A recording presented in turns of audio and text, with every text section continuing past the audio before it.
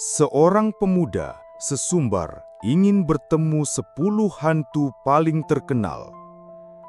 Sang penjaga makam hanya tersenyum dan berkata, "Mari, malam ini gerbangnya sedang terbuka." Tidurlah, pejamkan matamu. Biarkan cerita ini membawamu ke sebuah tempat di mana batas antara dunia kita dan dunia mereka menipis setipis kain kafan. Ini adalah kisah tentang satu malam di Taman Makam Pusaka, sebuah pemakaman luas di pinggir kota yang usianya lebih tua dari kota itu sendiri. Malam itu bukan malam biasa. Menurut kalender kuno, malam itu adalah saat di mana 1000 gerbang tak kasat mata di seluruh penjuru negeri terbuka. Dan aku, sebagai penjaga makam tua bernama Harun, punya seorang tamu.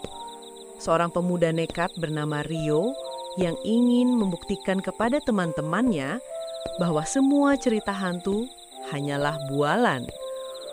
Pak, tunjukkan pada saya di mana tempat paling angker di sini, Katanya dengan angkuh.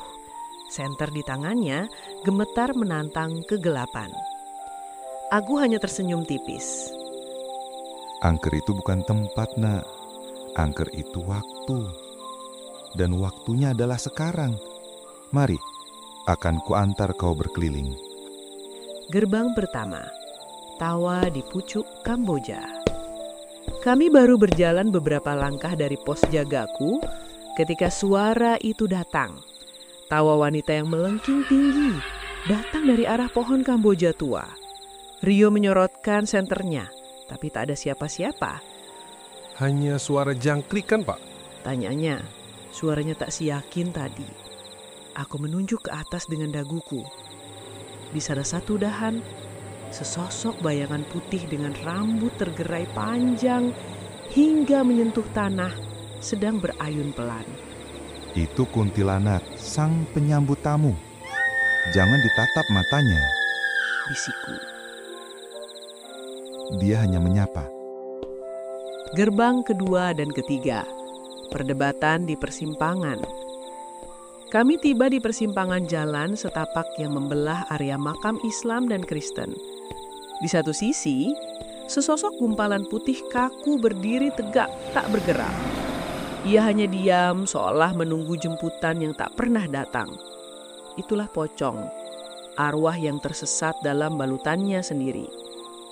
Di sisi lain, di bawah pohon beringin jaksasa, aku bisa mencium bau sangit seperti singkong bakar.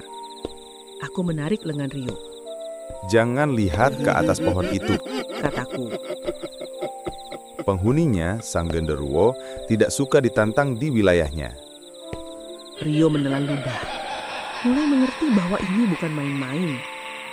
Gerbang keempat dan kelima, tangisan dan godaan. Dari kejauhan, di dekat pagar yang membatasi makam dengan perkampungan, terdengar suara tangisan anak kecil. Rio refleks ingin berlari ke sana. Pak, ada anak hilang. Aku menahannya.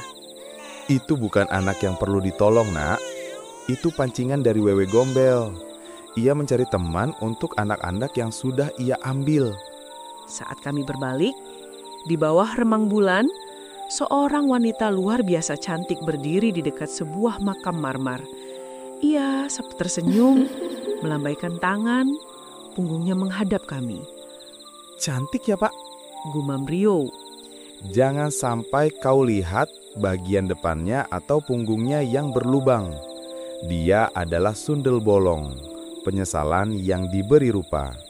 Gerbang ke-6 dan ke-7, penjaga lintas zaman. Kami memasuki area pemakaman Belanda yang tak terurus. Nisan-nisan salib berdiri miring seperti gigi ompong. Di sanalah kami melihatnya. Sosok pastur berjalan perlahan, memegang kepalanya sendiri di depan dada. Hantu juruk purut, atau yang sering kami sebut pastur buntung. Ia tak mengganggu, hanya terus berjalan dalam patroli abadinya. Tepat di belakangnya, kami mendengar suara seretan kain di atas tanah kering. Bau disinfektan dan anyir darah menguar. Sosok perawat dengan baju compang-camping menyeret kakinya yang patah. Suster ngesot, arwah dari rumah sakit tua yang dulu berdiri tak jauh dari sini. Mereka adalah sejarah yang menolak untuk dikubur. Gerbang ke-8 dan ke-9, penjaga lintas zaman. Tiba-tiba dari semak-semak, melesat seekor babi hutan hitam legam dengan seutas benang merah melingkar di kakinya. Ia berlari cepat menuju gerbang keluar pemakaman. Apa itu, Pak? Tanya Rio kaget. Itu bukan urusan kita. Itu babi ngepet, manusia yang sedang bekerja. Urusannya dengan dunia, bukan dengan kita yang di sini. Tak jauh dari sana, di dekat makam seorang saudagar kaya, aku melihat beberapa sosok kecil gundul sedang bermain kelereng menggunakan batu nisan. Itulah tuyul, arwah anak-anak yang dipaksa bekerja. Mereka berhenti bermain dan menatap kami dengan mata tua yang kosong. Gerbang ke-10, penjaga yang segenarnya. Rio tampak pucat pasih. Sudah cukup, Pak. Saya percaya. Ayo kita kembali. Ia melihat sekeliling dengan cemas. Dari semua yang kita lihat, mana yang paling Bapak takuti? Aku berhenti berjalan. Kami kini telah kembali dekat pos jagaku. Aku menatapnya dalam-dalam, senyumku terasa getir. Bukan mereka semua, Nak. Mereka hanya penghuni yang terikat oleh kisah mereka sendiri. Aku menunjuk sebuah nisan sederhana yang sedikit tersembunyi di balik pohon pisang, tepat di samping pos jaga. Nisan itu berlumut, tapi namanya masih terbaca jelas. Harun bin Joko, 1950-2010.